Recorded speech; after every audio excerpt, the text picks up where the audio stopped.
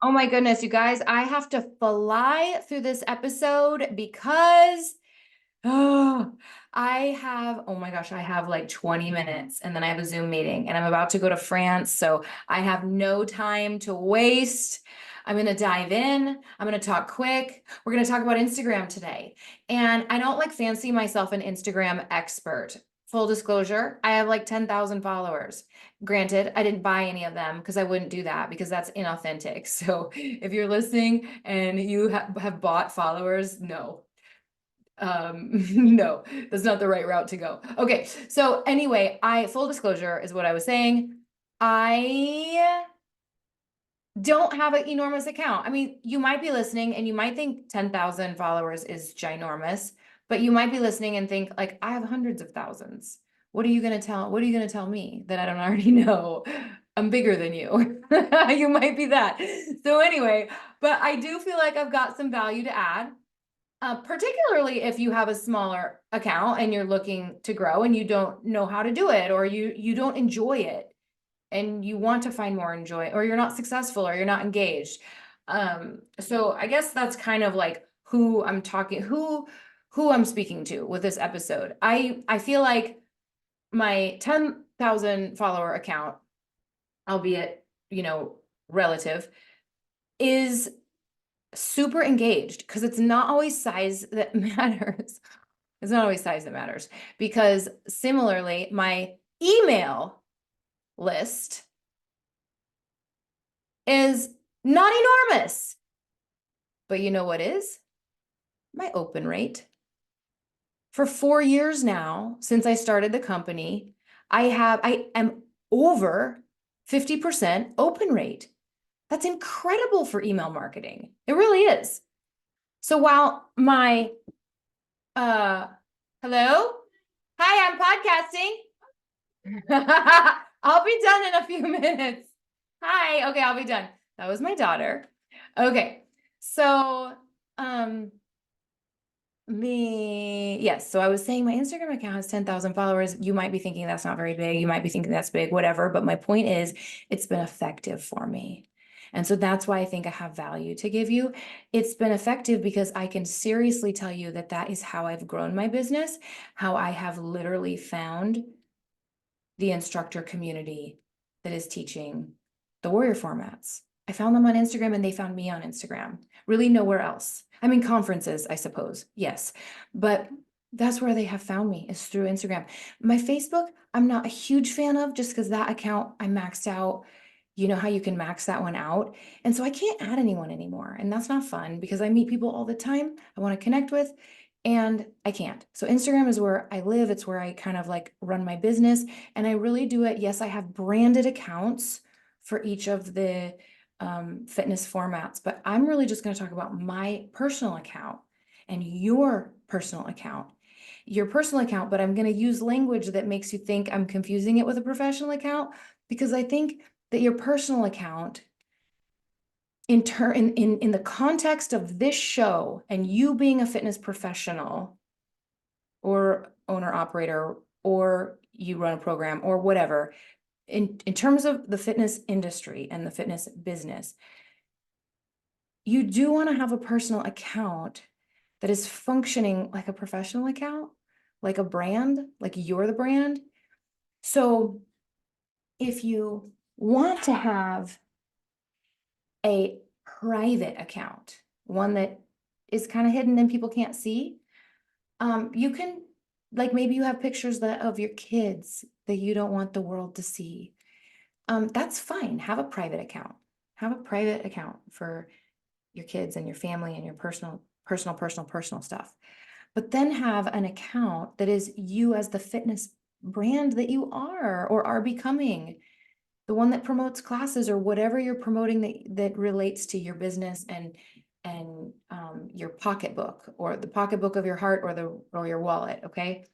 So that account should actually be public and should actually be a professional account, quote unquote professional account, a business account or a creator account, one that you can run ads through or see analytics through, that kind of thing. You have different functionality when you have an account like that. So, all right. So if you need to open a new account, to start marketing yourself as a fitness pro, then create an account.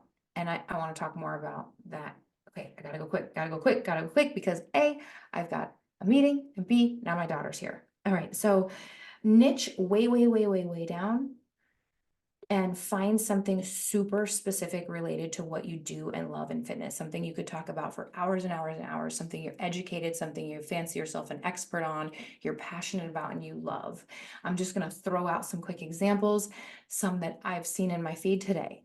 There is the Menopause Mentor. That's a fellow colleague of mine, a presenter, and she just opened that account. It's perfect. She's running like it's perfect. The Menopause Mentor, very clear what that's going to be about. Knees over toes guy, perfect little niche down, not little, not so little, millions of followers, but perfect niched down content. Like it's so granular that it's going to attract the right people. See, we get caught up on thinking like, if we can be the generalist, if we can appeal to everybody, if we just don't say that thing that might piss off that person, or if we strip out some of our personalities so maybe more people will like us, that's actually when we lose our power and lose our ability to grow. It's the irony. It's like the what's the word I'm looking for? Like um the contradiction. Anyway, why am I always searching for words when I'm podcasting? Why am I always asking you to give me the word that I'm searching for when I can't actually hear you? That's the irony. I guess is the irony is what I was trying to say, is the more you niche down, the more you risk pissing people off, the more people that don't like you, the more you're going to grow and the more people will absolutely love your guts. So the vagina coach, she's a pelvic floor specialist. The macro barista, millions of followers, perfect little account. Not a little, I don't know why I keep saying that, but like it's a perfectly little, by little I mean like niche down, narrow, not little, like narrow. Like he's showing how to do your coffee drink at Starbucks so that you can hand your phone over to the barista at Starbucks and have them make you a, you know, fitness version of a coffee. A fitness version, that was a weird way. Who else did I want to say? I have a friend that's like niched her stuff down to talking a lot about sobriety, like finding your lane. And I did want to say, before I go much further into the basics of niching down, I wanted to tell you guys that I enjoy the work. People sometimes ask me, because I do create a lot of content, like, is that drudgery? Do you get tired of that? And I don't. I love it. I don't know if it's the artist in me, but I like creating content. I like video, I like photo, I like cropping, I like writing, I like the artistry of it. I like marketing. I like it all. I like people. I like it all. So from the bottom of my heart, I like it. Also, I believe that relationships that you create online are real. You know, sometimes people think like online is not real. It's real. It's real. You can't convince me of otherwise, because I have met so many people online on Instagram, developed real relationships with them, and then like months later or years later, met them at a conference. And while we might be seeing each other's face and bodies and hair for the first time, by the way, everyone says I'm short. Everyone who I meet is like, oh, you're very short. Um, I I might be meeting them for the first time, but I already know them. There's no surprises. I already know them. So it is real. Those are real relationships we're building on there. So I enjoy it. They're real relationships. What else did I want to say? Oh, that it is a major shaper in your life. So be careful. Have almost like when you want a kid to have some fear of the water because they could drown, like have some fear. Have some, be very cognizant of the fact that we are shaped by what we see, who we hang out with, what books we read, the music that we listen to, the food that we put into our bodies. All of that is shaping who we are, body, mind, and soul. And so are your influences online. And your account might not have The influence is that you want it to. I've been there. That's a different episode or a side conversation if I see you someday somewhere. But my main account now, absolutely. It is like edifying, it's inspiring, it's uplifting to me, it's uplifting to my business. It feels good. If I go to my Explore page, I see the kind of stuff I want to see. I see the kind of stuff that's gonna make me better. And that's important. That's so important. If you're looking at social media before you go to bed, like that stuff is working on your heart and your mind while you're sleeping. So be careful. All right, let's keep moving. Your bio should really clearly indicate what they're going to get. So don't throw them any curveballs by posting pictures of your food all the time if that's not what your bio is indicating your account's going to be about. Be really congruent between your bio and the content you provide. And that bio is everything. That bio is your identity online. That's where people are like think about yourself when you're looking at someone's account for the first time. You might look at their pictures, you might look at their profile picture, but don't you read that bio? Like, is this account worth following? Like what kind of content are they going to provide? That's what the bio says. It's that important. What kind of content are they going to consume? That's what needs to be in your bio. If you need a private account, like one where you post personal things of your like kids and that you wouldn't want the world to see, that's fine. Have a private account. But in terms of us, this audience, your business, it does need to be public. And even though it's you and your name and your stuff, as opposed to like a business, as opposed to like a branded account. I have branded accounts. You might have a club you own and you might have the club has an account, but for us, I'm talking about like your personal branding account. It's you related to fitness. If you don't have one of those, create one. If you do have one, let's make sure it is doing the right things you need it to be doing. So you would want to take off all that personal stuff. Save that for your private account, but this is your fitness one. Okay. So set it to public. It should be like a business account or a creator account. So you have access to running ads or analytics or anything you might want to do like that. And then make sure it is either your name or if it's your cutesy name, like knees over toes guy, or vagina coach, or the macro barista, or the menopause mentor, to go back to those examples I gave.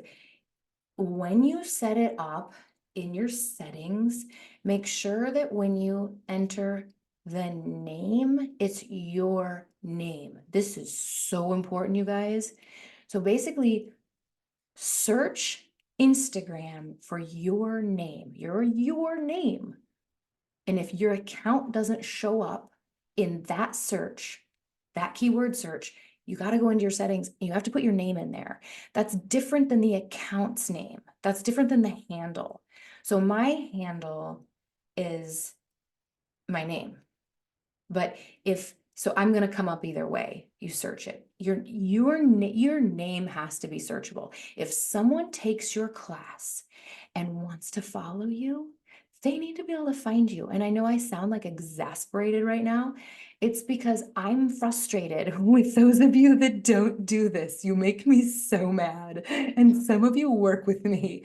And I just want to tag you in my pictures of you. And I can't because your name is weird on Instagram and you're not searchable by your name first and last. Or like imagine you want to take a class at a gym and you see the instructor's name on the schedule. Wouldn't you want to creep a little bit and maybe check them out and see who they are? Wouldn't you want to like search for them maybe before you took their class? So people need to be able to find you by your name. All right, I'll get off my soapbox. You can see that gets me very hot and bothered. Let's see, post your slightly more polished, slightly more curated stuff on your feed and your raw nitty gritty in your stories. You know, your stories roll off, so they don't last.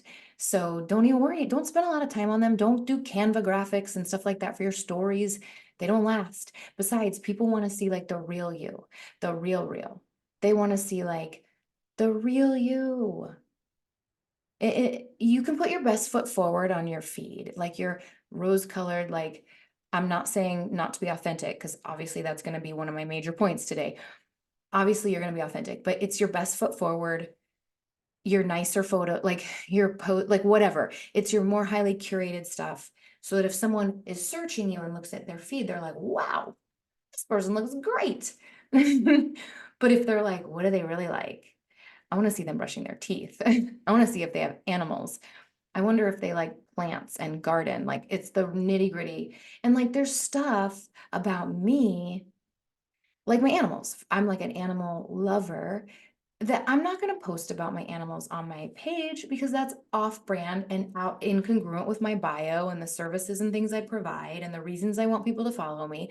But if they want to get to know me, know me in my stories, they're going to see those other things, like those other things, like my cat, my some more personal things about me. Okay. So let's see, vary your content. Make sure you're posting like in stories fairly frequently so that when people open the app, they see your bubble with the little circle around it, meaning you have content and stories, so that that's coming up, like up top left, up top left. So they see you, they see you, they see you. They open the app, they see you. If you have big lapses in your stories, they won't see you. And we want them to see you, the brand, all the time. Be consistent. So whatever you can be consistent with, I can be consistent with daily posting. If that's too much for you, bite off something smaller, commit to what you can commit to, and then stick with it, even if that is 3 times a week or something like that. Also, be patient because it is like growing a garden and it takes time to cultivate a following.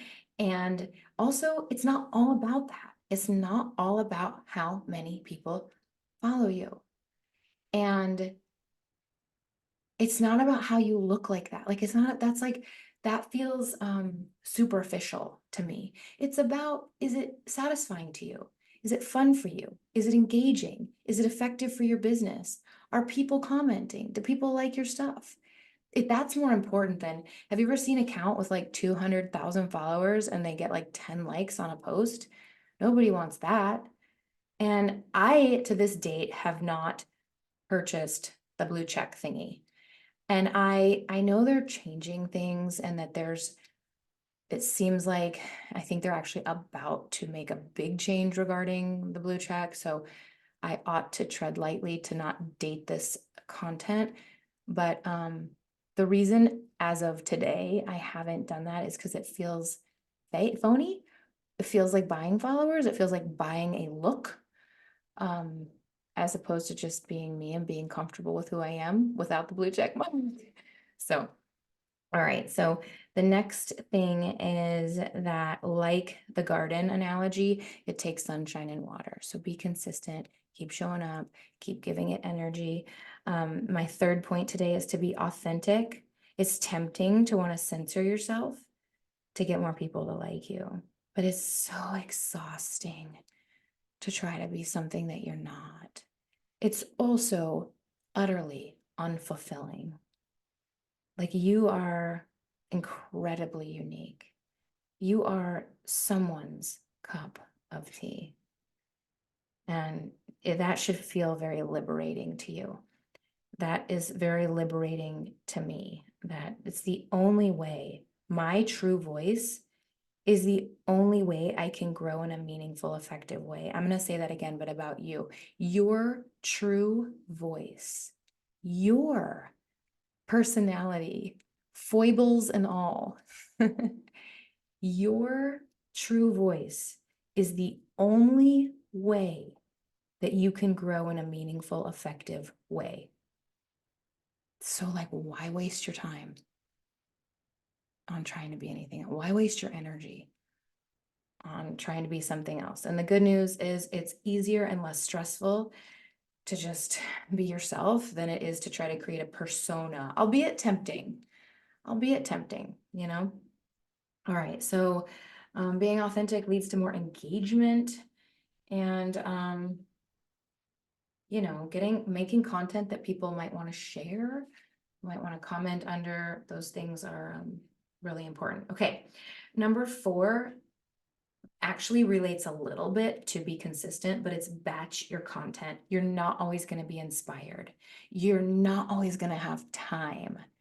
You can kind of get what's like writer's block, where you just have like no inspiration and like no photos.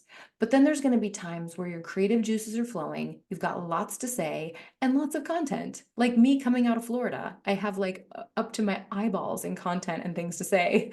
So I'm batching, I'm sitting down and creating a bunch of different reels and a bunch of different posts, and I'm just going to keep them in my drafts. By the way, if you log out of Instagram, you're going to lose all those drafts, but I'm keeping them in my drafts. And so then when I hit those like dry spells, if I don't have anything to say today, or I'm in a hurry, I have 0 time today, I can just go into my drafts and share something that I've already done. So that's like batching. That's like cooking your meals for a month. You know what I mean? It's like that. Or meal prepping for the week. It's the same thing. Okay, be nimble is my point number 5, because Instagram is always changing. In fact, I swear it's on the brink of a big change right this second. I wish I knew more about that, but I do think it relates to the blue check situation and having to pay to play, having to pay for them to show your stuff. Wah, wah. Okay, well, we'll see. I love following Brock Johnson, Shalane Johnson's son. He has tremendous insight about things and like when glitches happen, and kind of he has his, that's what he does. That's not what I do. I program and teach classes. He has his fingers on the pulse of Instagram. So he's a great one to follow if you don't already. Collaborate with other people, do carousels, do remixes, play with all the Instagram things. They like it when you play with their things, their polls, their stickers, all that stuff. Okay, number 6, how's my time? Oh, I gotta go. Be original. This is different than being authentic. This is, authentic is like, you, like, authentic is your you. Original is that you're different. You say things, you produce your content in an original, unique way. I love that stuff. Number 7, add value. You're definitely an expert. 100%. We know you're a group fitness rock star. Otherwise, you wouldn't be here, because that's what this audience is. They are group fitness rock stars. So you already are an expert. You're already like great. And I'm sure all the people that follow you aren't all group fitness instructors. And it's kind of fun if they are, but like you're an expert in this thing that you do. So add value, whatever it is, whatever, maybe you whatever you've niched down to beyond fitness professional, like what is your like specific lane in the fitness industry. Just make sure you're adding value, you're adding novelty, you're adding humor, you're adding emotion, you're adding inspiration. All those things are value. Making someone laugh is adding value. And then number 8, give, like, do unto others. I actually wrote down, give the engagement you want to receive. So don't be selfish. Don't be a selfish lover. Don't be a selfish lover. Like, don't just go on there wanting people to like you and take care of your needs. Sorry about this analogy. Let me clean it back up. Like whatever you want to receive, if you want to receive comments and shares and engagement and shout outs, like do that to the people that are following you. I say do more, give more than you expect to receive.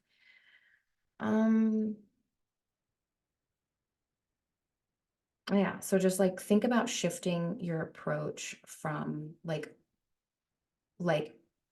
what can social media offer me to like how can I uplift others?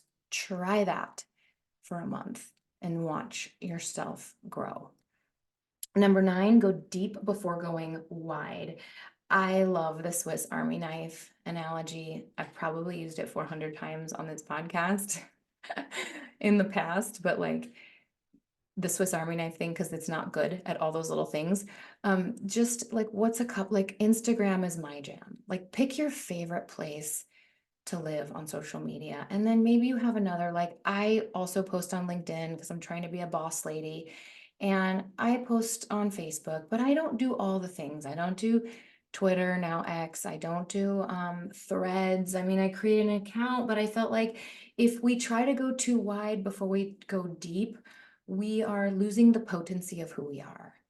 And we're losing some of our power. So just be great somewhere.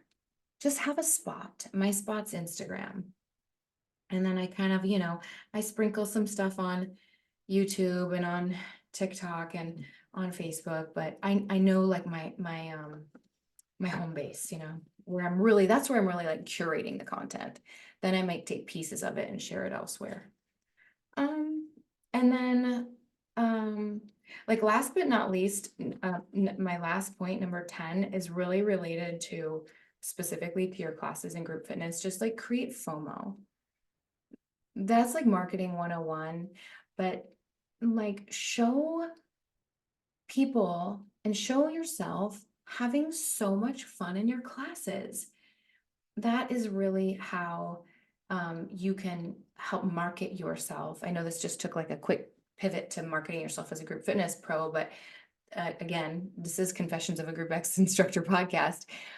Creating that FOMO by showing people having so much fun. Remember my podcast. This is one of the most popular episodes that I've released is They Don't Need to Know. Remember that episode? One of the most listened to episodes because it got shared so many times.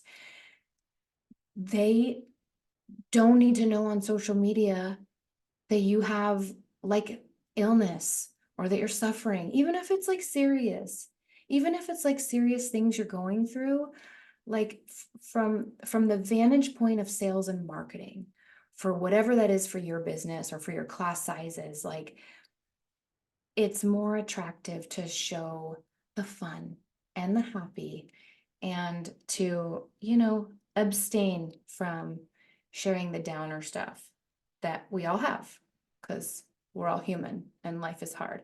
All right, let me recap and get out of here and go pay attention to my beautiful daughter. Number 1, niche down, check your bio, check your content, consider a rebrand, pop in on your own Instagram account and pretend you don't know who you are. What do you see? Would you like you? Would you want to follow you? What does it say if someone is thinking about taking your class or whatever your fitness business is, and they go to your account right now? Does it say what you want it to say? So as you curate content and post, filter what you're doing through the lens of, what if this is the first impression someone has of me? What if this post is the first impression someone's gonna get? All right, basics, then be consistent, then be authentic, batch your content, be nimble, things change all the time, be original, so say and do things differently, add value, flip the script from what can social media do for me to how can I help uplift others here on this platform? Give the engagement you want to receive and some. Be a giver, be a servant. Go deep before you try to go wide across platforms and create that FOMO marketing. Okay, that's all I got, people. Thank you for listening to my speed version of Instagram Branding 101. I hope you found some valuable takeaways. I also, of course, love to learn from you. If there's tips or tricks that you have and you want to put them in the review or on our Instagram account, Confessions of a GroupX Instructor, comment in the comments of the post about this episode. I'd love to hear what you have to say too. All right. Bye, beautiful people. I'm heading out of the country to France, but you will not miss an episode while I'm gone. All right. Love you guys.